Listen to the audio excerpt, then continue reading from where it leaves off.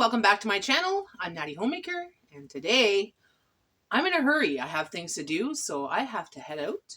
So I'm just going to put something in the crock pot quick and easy, so supper will be ready when I get home.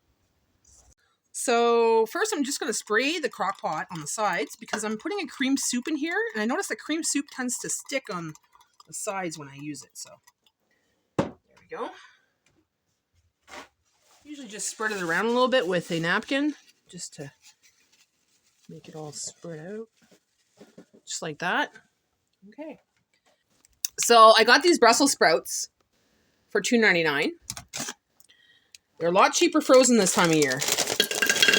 So I got that for this recipe. So you just want to flatten it down just like that. I have some leftover mini sweet peppers. So I got 4 of them. I'm just going to cut them up. I think I'll use the scissors. It's a lot faster.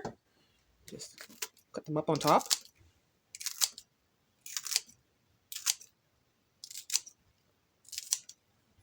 Peppers are now on top of the Brussels sprouts.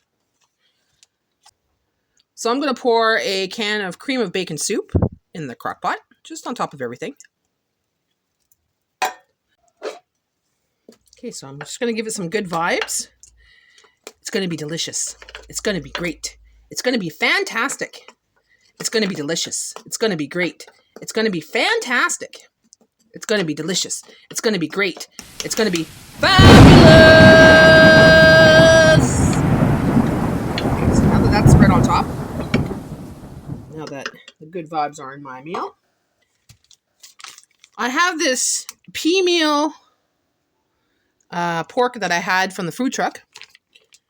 I separated it and portioned them out into individual little packages like this. So what I'm going to do is I'm just going to put it on top like I would bacon. So usually you would wrap each individual Brussels sprout with bacon, but I don't want to use bacon today. I'm using this instead. It's a little bit less fat, I find. So there we go. Da, da, da, da. And it's that simple, guys. That simple. Actually, you know, I'm going to add one more thing. One more thing. Just to make it delicious.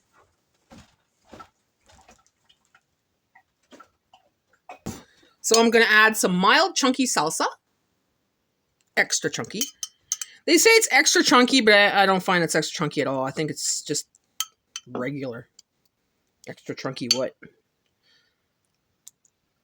Prices go up, the products change, and geez, I tell you. And that's it. There's my meal. Now I could head out the door, not have to worry about my meal. When I get home, it's ready. I'm going to put it in there for 6.5 hours on low, and that should be ready. Someone had asked me recently, Natalie, why do you have such a big pantry full of food? Like, why do you have so much food? Well, I'm going to answer that question today. I stock up on food because I'm a prepper. So I'm preparing for emergency. I'm preparing for job loss. I'm preparing for any kind of disaster. Like, we could have a snowstorm of the century and then be blocked in our driveway, or things are closed and you can't get access to food. You have your food in your home. You lose a job. Like, if my husband loses his job, well, we have some food put away that if we don't have money, we have food, right? You could be sick. You can't leave the house. Let's say you're quarantined in your home. Well, you could have it delivered, but that's quite pricey to deliver stuff and get it, bought for you. So what I do is I stock up when there's a sale. Every week I look for sales. I stock up on, even if it's 2 cans a week, 3 cans a week, a couple boxes of this, couple boxes of that, I'll stock up. Because, well, in the long run, it has saved me hundreds upon hundreds and hundreds of dollars every year. And I'm never hungry. We never go without. We don't go without. I don't allow it. So yeah, that's why I have a pantry. It's common sense, actually. It's really common sense. I've been dirt poor and I've always had food. I've lost my job and I always had food. My husband lost his job and we always had food.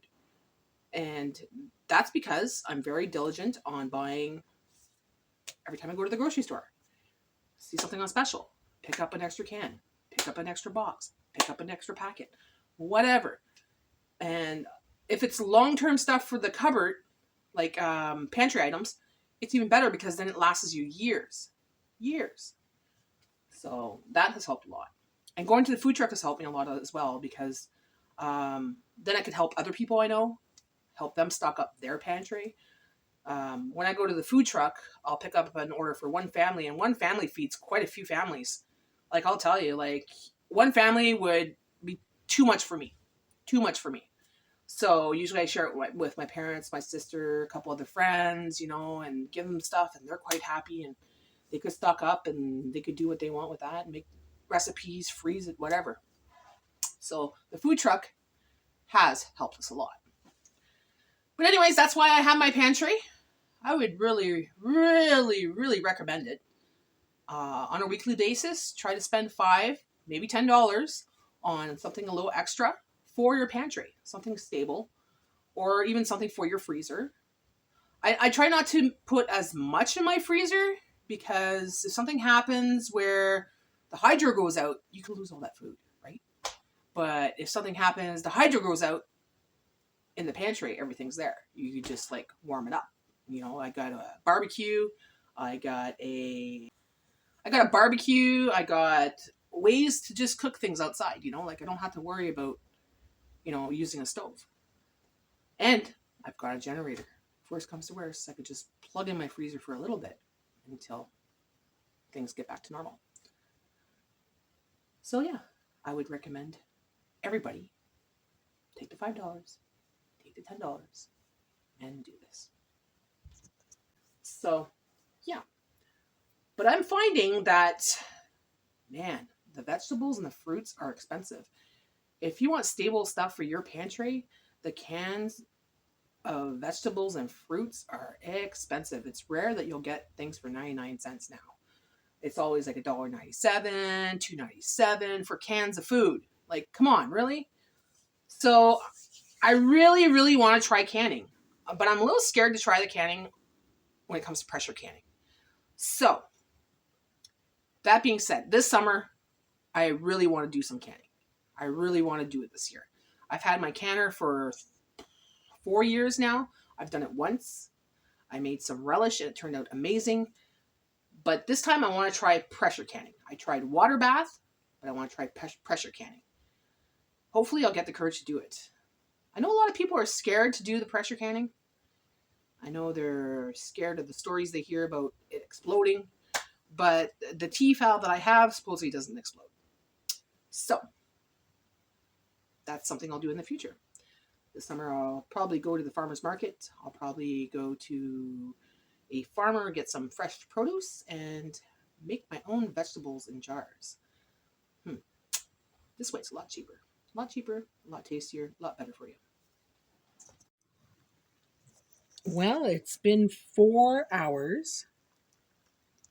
And I'd say it's pretty much ready. Yum, yum. Taste test time. Taste test time. All right. Here it is. Brussels sprouts, cream of bacon, with some cornmeal pork pieces. It's going to be quite hot. Quite hot.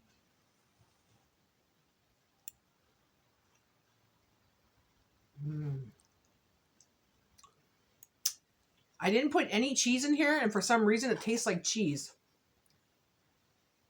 I guess the salsa and the cream of bacon together give it like a cheddar flavor. I don't know. Get a little bit of that. That pork I put in there, just little pieces now. It all came apart like nothing, like pulled pork.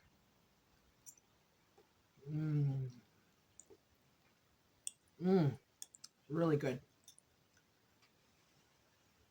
Another way to eat healthy, I guess.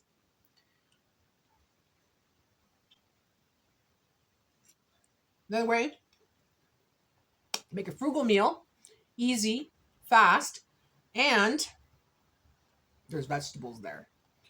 Your kids will probably like it. If you have kids that are fussy, they would probably like this because of the bacon flavor. I love it.